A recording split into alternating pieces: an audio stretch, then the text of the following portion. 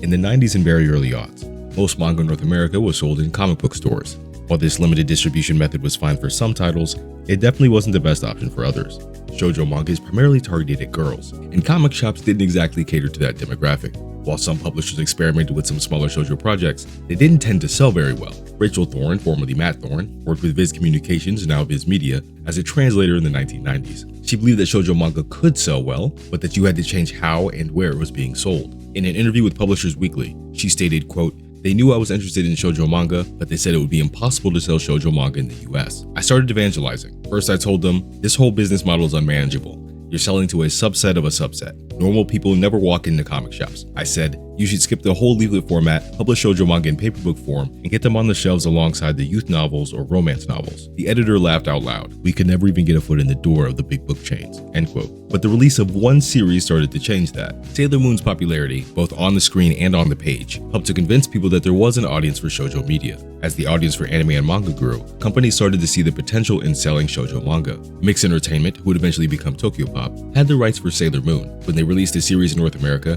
they decided to not only sell it in comic shops, but in the popular mall chain Hot Topic. And America Extra, Viz Media's manga anthology magazine that featured several shoujo series, also started popping up outside of comic stores, and you could pick up copies at your nearest music land. However, despite both of them selling well in these locations, you still wouldn't find them in many big bookstores. Fast forward to the very early aughts, and the North American market for shoujo manga was still growing. In 2001, it was the fastest growing segment for translated manga in the United States, and North American publishers were bringing more and more shoujo manga to the market. While things were far from where they were in Japan, where over 1 million copies of shoujo manga were sold a month, its success there, alongside its growth in the United States, convinced people that a sizable market could be built in North America, and one of the groups that stood to gain the most from this growth were comic shops. Sailor Moon had been selling well in independent retailers for years, and they had primarily been selling to their usual clientele. While women and girls didn't traditionally go to comic shops, it didn't have to be this way.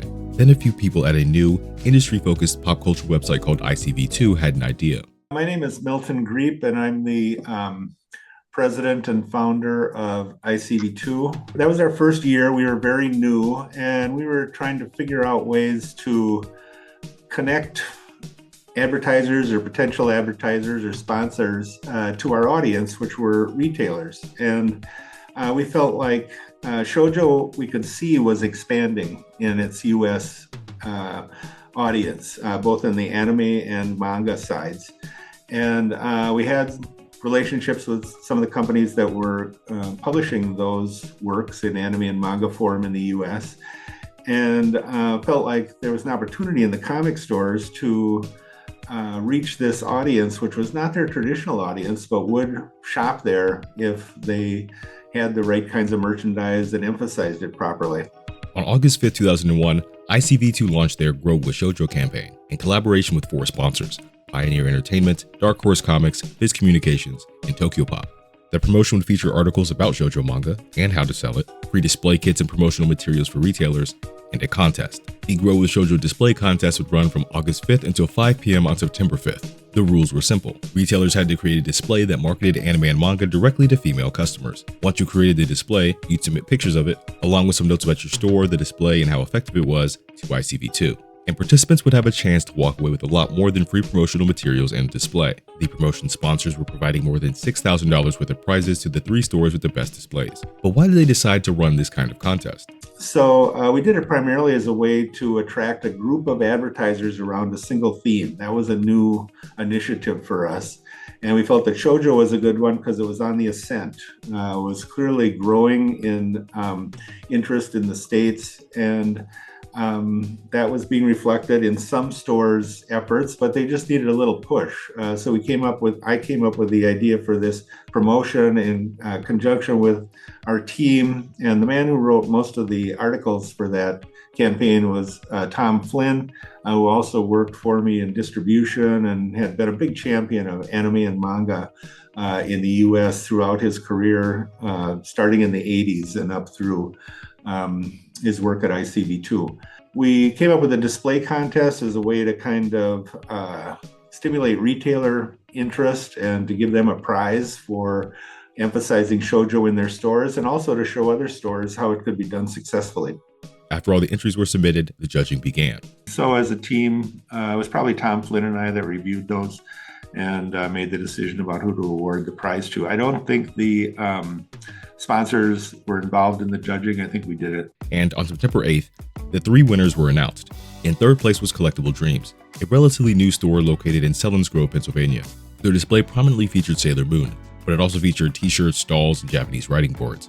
While it had only been up for a week at the time, they had acquired 5 new customers and were optimistic about acquiring more in the near future. The display happened to go up right as local college students were coming back to class, and several of the new orders they received were from female students. The winner of the second place prize was All About Books and Comics in Phoenix, Arizona. What made their display stand out was their use of video, a lending program, and their efforts to educate their customers about what they were selling. And these efforts paid off. According to their contest submission, quote, "We set up a TV in our store, showing many of the best pioneer shoujo videos and DVDs. We also created a lending library, enabling our customers to borrow select videos and trade paperbacks for free. Showing videos in the store introduced our customers to the wonderful characters in series such as Fushigi Yuki, Sailor Moon, and Sarah's Celestial Legend. Sales of our videos and DVDs immediately spiked as a result. Many of our customers also sought out the adventures of these characters and more in publications such as Animerica Extra. Virtually every customer who borrowed a video or trade paperback from our lending library ended up purchasing a related product in our store." End quote. The winner of the display contest was Planet Comics in Norman, Oklahoma. They took home the grand prize for going above and beyond. The store staff had already noticed that their female customers were becoming more interested in anime and manga, so they decided to reorganize their store to cater to this audience. They started selling Sanrio, the creators of Hello Kitty, products, and created a wall featuring them. Since they already had a lot of applicable merchandise, they rearranged the store around the Sanrio wall, which they painted pink, to bring all of these elements together. To top everything off, they painted a large picture of Sailor Moon on the shop's front window, and it worked. According to their contest submission, quote, "Our female traffic, specifically in the 10 to 17 and 18 to 24 age brackets, has improved dramatically, drawn in part by the large and easily recognizable Sailor Moon on the window, and in part by word of mouth from other customers. Manga and anime sales continue to improve, as well as spillover traffic and impulse buying, and have shown no signs yet of slowing, particularly in manga collections and merchandise." End quote. The Grow with Shoujo campaign appears to have accomplished exactly what it was supposed to. It helped to educate retailers and customers about shoujo media, and inspired store owners to try new things in order to attract new customers. And many of these new customers, who were brought into comic stores because of manga and anime, appear to have stuck around. The efforts to broaden comic stores' audience into all 4 quadrants continue today. Because historically, as I said, through the 80s and 90s, comics were perceived as a male interest area. But manga really changed that because there were large numbers of female readers of manga who came to the hobby in the aughts. And as they aged, their tastes changed, and some of those tastes changed to American comics. And so I think that surge of interest in shoujo manga really helped form the basis for what we have today, which is not an evenly divided audience, but a much more evenly divided audience for comics than it was in 2000.